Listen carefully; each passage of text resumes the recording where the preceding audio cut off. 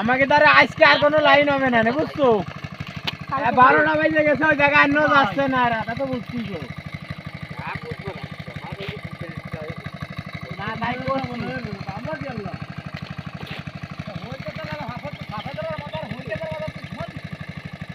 আমরা